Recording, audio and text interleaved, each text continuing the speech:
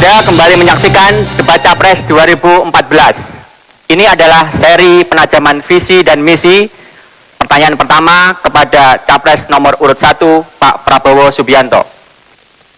Pak Prabowo, tadi dalam paparan Anda kurang lebih bisa dikatakan bahwa induk dari platform ekonomi ke depan adalah ekonomi kerakyatan.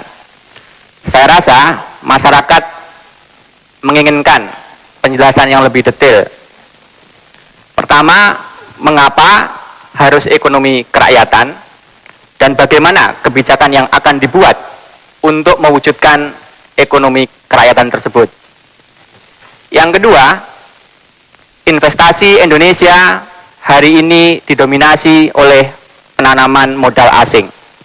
Padahal di dalam konstitusi ada pelaku ekonomi yang lain seperti koperasi, BUMN, dan swasta.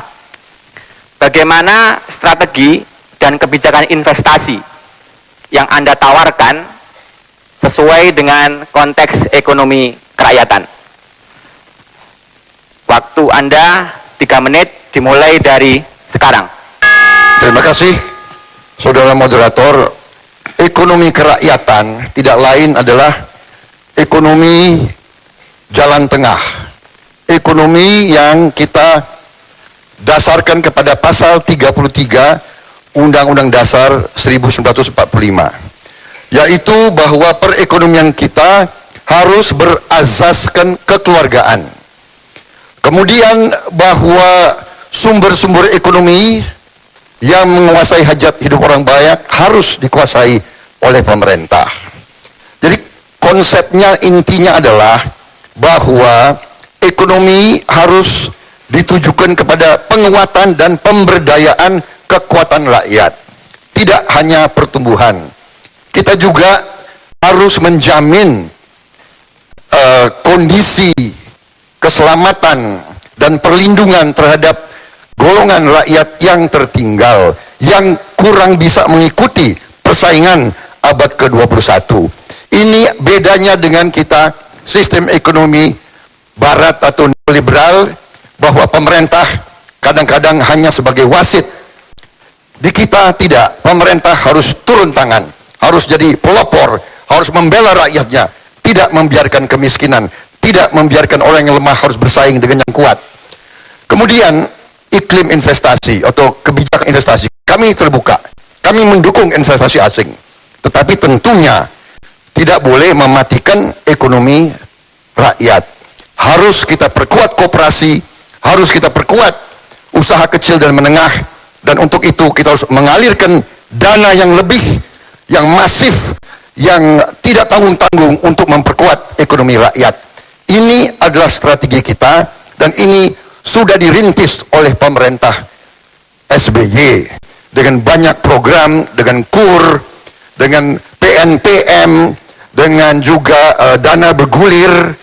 Sebagai contoh, dana bergulir yang sampai sekarang 5 triliun bisa menghidupkan 12 juta orang.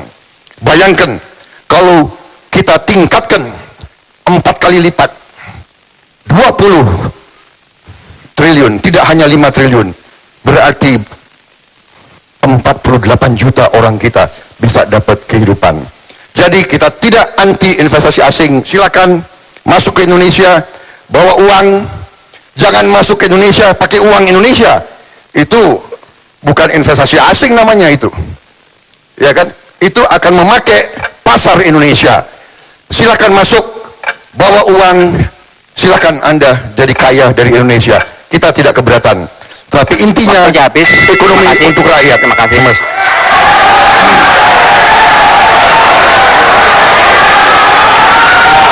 Terima kasih Pak Prabowo.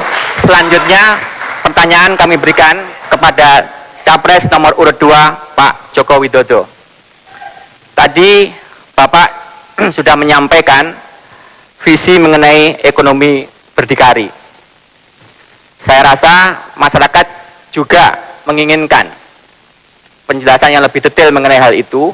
Pertama, mengapa Indonesia harus berdikari di bidang ekonomi, dan bagaimana kebijakan yang akan dibuat untuk mewujudkan ekonomi berdikari tersebut. Kedua, dalam konteks ekonomi berdikari, bagaimana sikap Anda tentang utang pemerintah? Di saat dalam beberapa tahun terakhir, realisasi penerimaan pajak selalu lebih rendah dari target. Waktu Anda 3 menit dimulai dari sekarang. Terima kasih. Pembangunan pasar tradisional, pembangunan ruang-ruang untuk PKL. Saya kira saya sudah menjalani itu dan membuktikan itu. Pengalaman saya membangun pasar waktu menjadi wali kota, pengalaman saya membangun pasar waktu menjadi gubernur, saya kira menjadi sebuah pengalaman yang sudah dibuktikan bahwa yang kecil-kecil ini harus diurus, PKL, pedagang pasar. Karena apa? Pasar tradisional adalah tempat produk-produk petani itu dijual. Tempat produk-produk hasil tangkapan nelayan itu dijual. Tempat pengrajin tempe, pengrajin tahu itu menjual dagangannya ada di pasar tradisional. Kalau yang kecil-kecil ini diurus dengan baik, tetapi dengan manajemen lapangan yang benar, bukan hanya akan dan bukan hanya rencana dan bukan hanya sebuah wacana di awang-awang, tetapi harus dibuktikan karena mereka ini membutuhkan bukti bahwa kita ini memang melakukan untuk mereka. Jadi kalau ruang-ruang itu diberikan pada pedagang pasar, mereka diberi tempat yang baik, pasar harus bersih, pasar tidak boleh becek, pasar harus ada tempat parkir, pasar harus diberikan zoning basah, zoning kering, zoning buah, zoning sayur. Saya kira produk-produk petani akan terus-menerus mendapatkan penghargaan dan mereka akan mempunyai nilai tambah yang baik karena bisa menjual langsung kepada konsumen lewat pedagang di pasar. PKL juga sama. PKL ini ekonomi mikro kita, ekonomi kecil kita, tetapi di semua kota hampir tidak ada planning yang memberikan ruang kepada PKL untuk berjualan. Oleh sebab itu di mana-mana mereka selalu terusir. Dalam rencana ke depan, semua kota harus memberikan ruang yang sebesar-besarnya bagi PKL, artinya space untuk PKL harus diberikan. Kemudian mengenai ekonomi yang berkaitan dengan hutang, ini bisa kita selesaikan secara bertahap asal ada efisiensi di APBN, asal kebocoran dan penyimpangan di APBN ini bisa dikurangi terus. Dengan cara apa? Membangun sistem seperti yang sudah sering saya sampaikan, pakai e-budgeting, pakai e-audit, pakai e-purchasing, itu bisa menyelesaikan persoalan-persoalan sehingga anggaran yang ada di APBN efektif, efisien, ada sisa itulah yang kita pakai untuk menyelesaikan hutang-hutang yang ada. Saya kira itu yang bisa saya sampaikan. Terima kasih Pak Joko Widodo. Itu tadi pertanyaan penajaman visi dan misi, dan kita akan lanjutkan pada sesi berikutnya. Pemirsa, kami akan kembali saat lagi dalam debat Capres 2014.